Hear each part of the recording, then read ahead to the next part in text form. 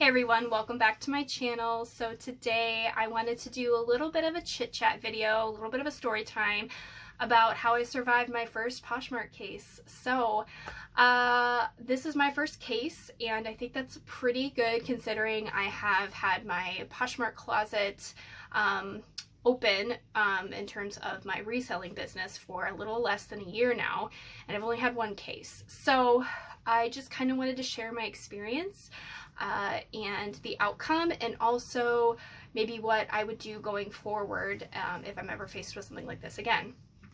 So a little backstory on the item and what happened. So this buyer purchased a early 2000s mini Dooney & Bourke bag.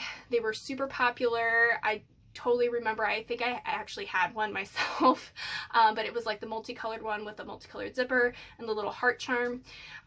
So I got it for a really cheap price, and it was in terrible condition, but I still picked it up anyway. I knew that it would probably eventually sell, and it did. It took a while, but it sold for $16 with shipping discount, and so I packaged it up, sent it on its way, and then shortly after I got the notification that the item was pending acceptance, I saw that the buyer opened a case, and I was a little bit nervous when I saw that because I've never had to deal with this before.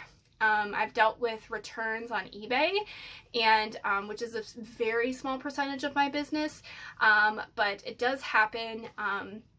But on Poshmark, there are no returns. So if you don't know this, there are no returns. There's just cases that you can open for items not being as described. You cannot return an item for fit or just because you have buyer's remorse. So sometimes what people will try to do is they will try to open a case essentially because they have buyer's remorse or because they don't want the item anymore. So I do think that that was probably the situation that I was dealing with. Either that or she just didn't read the description. So because this bag was in such poor shape, I put TLC in the title.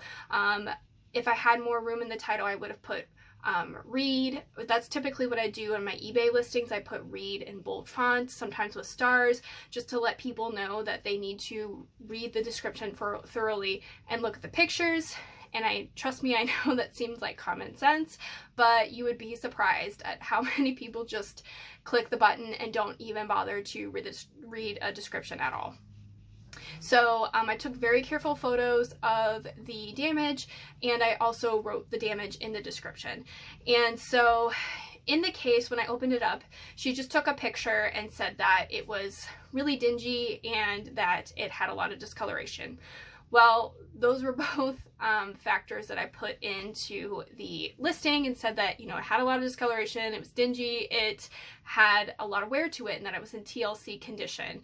So I felt pretty confident that I covered my bases, so I responded back, which you do have the option to respond to a case. You don't have to, but I just wanted to kind of give Poshmark my side of the story and my opinion. So first and foremost, I was, you know, completely polite to her the entire time and just said, hey, you know what, I'm so sorry to hear that you were unhappy with your purchase. However, this item was listed as TLC condition. I provided several photos of evidence of this, and it was also in the description. And that, again, I'm so sorry that she's unhappy with her purchase, but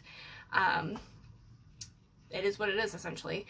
So I was pretty pleasantly surprised to get a notification about 20 hours later, which was just within the last hour, from Poshmark to let me know, sorry, that the case had been closed and that Poshmark ruled in my favor. So I was thinking that this was going to be the case, but you know, it did still make me a little nervous since I've never had to deal with this before.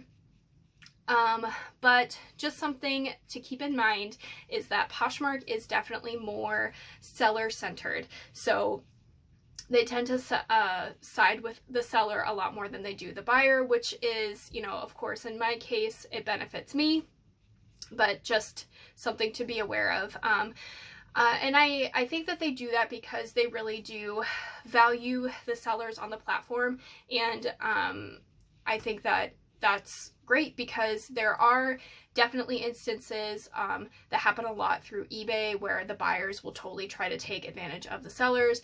eBay is completely different. They are much more buyer centered, so that's another video for another day. But I want to say that like 99.9% of the customers that I have and I've dealt with have been amazing and wonderful and super grateful and just really happy with their purchases. So, and that's how it should be. So, final thoughts on the situation and what I would do, continue or do differently. So I think that I would just, again, if I was presented with a situation like this, is just keep everything very professional and very straightforward, and not put any emotion in it. So with having a business, you need to not take things personally, and you need to take your emotions out of it. If you need to step away, take a breather, you know, vent about it a little bit to somebody, that's fine, but do not take anything out on a buyer, no matter how ridiculous it might seem. Just, you need to remain neutral and professional. So that's what I would do again, and just, again, give my input and essentially explain my side of the story to Poshmark and, you know, to the buyer, and let them know that I'm not trying to pull one over on you, but it is your responsibility to read descriptions and, you know, think about something before you want to actually go ahead and purchase it. So anyway, that is my experience. So leave a note down in the comments. Let me know if you've ever had to deal with a Poshmark case and how it ended up. Did Poshmark rule in your favor? Did they rule in the buyer's favor? So I'm curious to know. Don't forget to like this video and subscribe to my channel to see more reseller related content. I have some hopefully interesting videos coming up soon. And, you know, while we're in quarantine, how I am managing to keep my business afloat during some crazy times. So thank you again for watching, and I will see you next time. Bye.